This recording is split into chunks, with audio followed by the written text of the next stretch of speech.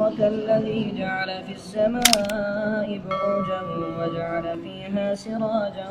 وقمرا منيرا وهو الذي جعل الليل والنهار خلفة لمن أراد أن يذكر أو أراد شكورا وعباد الرحمن الذين يمشون على الأرض هونا وإذا خاطبهم الجاهلون قالوا سلاما والذين يبيتون لربهم سجدا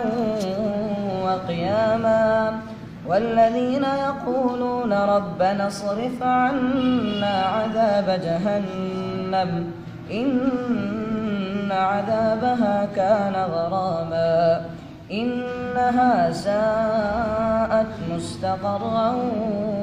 ومقاما والذين إذا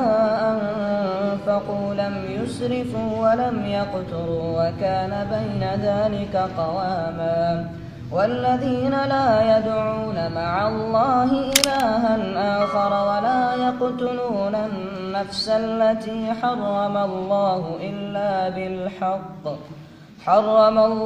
إلا بالحق ولا يزنون ومن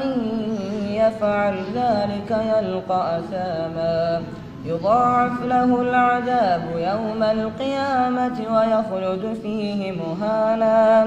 إلا من تاب وآمن وعمل عملا صالحا فأولئك يبدل الله سيئاتهم حسنات وكان الله غفورا رحيما ومن تاب وعمل صالحا فإنه يتوب إلى الله متابا والذين لا يشهدون الزور وإذا مروا باللغو مروا كراما والذين إذا ذكروا بآيات ربهم لم يخروا عليها صما وعميانا والذين يقولون ربنا هب لنا من أزواجنا وذرياتنا قرة أعين واجعلنا للمتقين إماما أولئك يجزون الغرفة بما صبروا ويلقون فيها تحية وسلاما خالدين فيها حسنت مستقرا ومقاما